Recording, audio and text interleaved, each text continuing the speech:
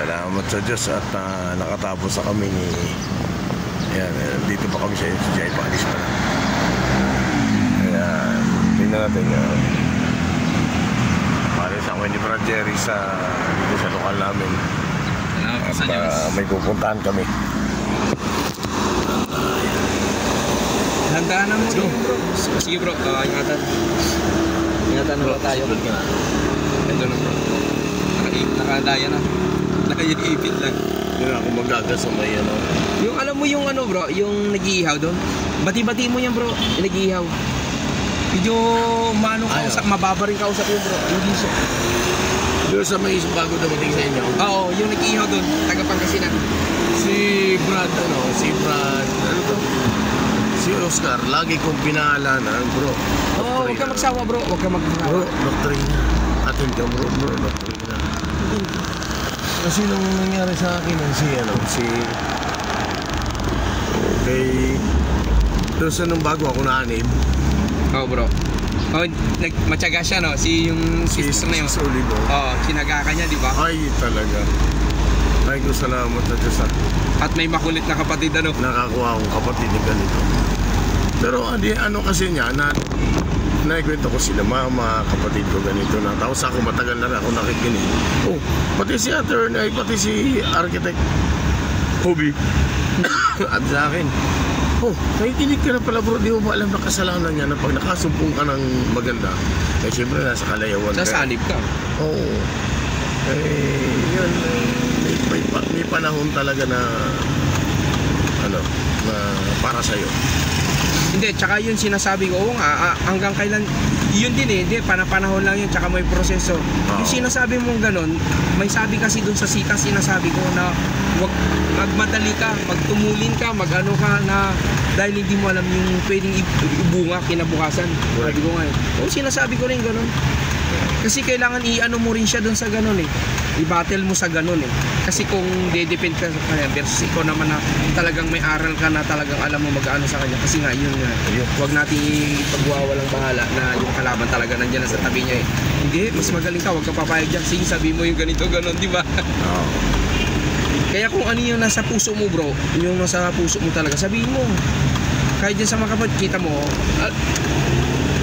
nasabi ko kagaya nga ito bro yung kwento ko nga sa'yo yung partner ni kuya yung panganin namin kita mo kaya hindi na pumunta dyan naliwanagan siya dahil na kahit papano na-invite ko nakapakinig siya ng hanggang number 4 yung pang 5 wala na sabi nga ni Mrs. T na lalo na to pang number 5 sa tatamaan talaga lalo kita mo nag-message bro nagpapasalamat sa amin at saka unang-una doon kay Brother Eli dahil isang may mga ngaral na sabi niya na bumalik siya sa tunay. Sa tunay? Sa tunay. Ay, pero hindi ibig sabihin naglaylo siya dito. Naglaylo siya dyan. At saka laging kung sinasabi naman na-encounter ko bro hati sa dalawa lagi pagpipili. Alam, napakadaling sabihin yung tama mali yung kapatid mo ganyan mo sa hindi na. Sino bro? Di ba kasama na kapatid mo yun? Iba yung ginaganda mo? Yung panganin namin. Okay nga. Magkasama pa sila nga, hindi na? Ay wala siya dyan parang doon sa parang ang pahiwati niya parang hindi na babalik bro hindi na pinapabalik ng mga anak. Ba't yan ka kasi bumesto? Hindi na makita. Dahil ang paalam dun sa mga anak bro, okay lang kwento, tuloy lang yung kwento ko. Dahil ang paalam niya sa mga anak magtatrabaho. Kaya nga inayon ang patrabaho ng mga anak. Kasi nasa abroad bro yung iba ewan ko isa or dalawang nandun, nasa Canada. Yung tunay na asawa niya? Ay nandun lang sa loob ng bahay. Pero wala silang Pero may awa Diyos kasi siyempre alam mo naman yun nasa Ecclesiastes. Pakinggan mo lang yung mga aral na doon ka lang mangapit. Ilang beses ba kung magpapatawad ko? Anong sagot ng Panginoon? Pitong ulit. Pero wait man, 70 times 70 times 70. Bilangin mo nga yung kung ilan. Pitong ulit, no? Hindi. Pito. Makapitotpong. Pito. Sabi niya, no? 77 times 7. Hindi. Paano ba yung mo? Pitotpo. 70. 70. Baka 70 ulit, ibig sabihin 70 times 70. Yung ganun, kumbaga, oo. Kung sa 490, baka pwedeng 4,900, mga ganun, ano? Baka 70 ulit. Oo, 490. Isipin mo yun, ano? Ay, ilang, naku, buhay ka pa kaya nun. O kaya nga, Hindi ka na buhay nun. Kung yung isang pagpapatawad nga lang, hirap na hirap ka na eh. Oo. Totoo, di ba? May doon sa isa lang, hirap ka na eh. Hirap doon sa mga walang, hindi nakakapakinig. Iba siyempre yung may aral. Parang sabihin natin, gusto mo mag-aral na bugas siya. Eh, hindi ka naman nag-aaral. Ay, gano'n yan. Paano kang matututong mag-abogado? Magaling ka lang makipag-usap, magaling ka lang makipag-balitaktakan.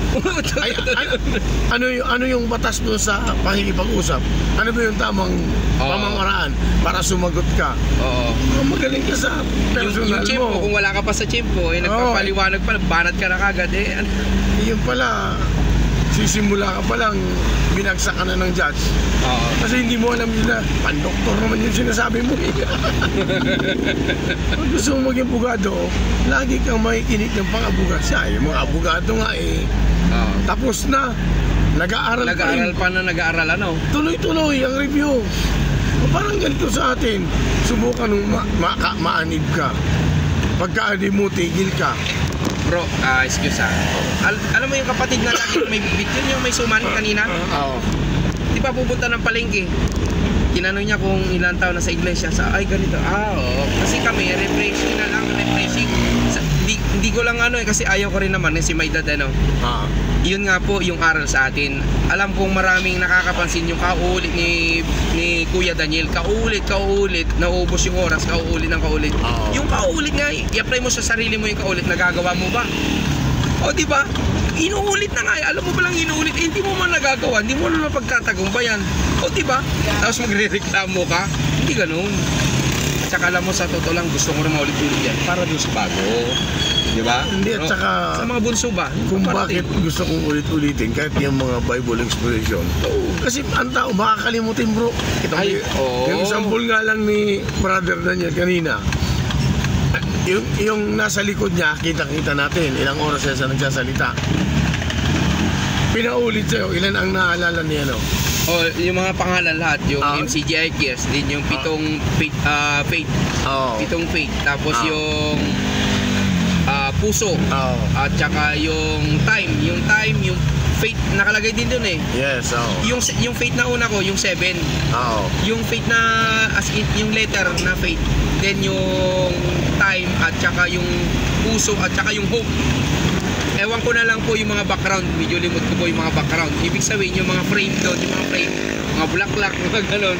Yun lang, pero lang, sabi ko talino doon kanina. Sabi ko, ayos talagang kailangan tumatak talaga sa kanya. Hindi mo pinapikit, di niya naman alam kung ano itatanong sa kanya. Ang niya, yun, nasa likod yung background eh. Sabi ko, ay, matalas, magaling. Hindi, kahit ikaw, bro, maano mo yun, kahit pa-practice yan. Hindi mo malala kagad. Okay, nandito na kami ngayon ni Brad Jerry sa, medyo matraffic dito sa may tangke. At South-North na school. Punta muna ako sa may aking mga alaga. Okay, bye.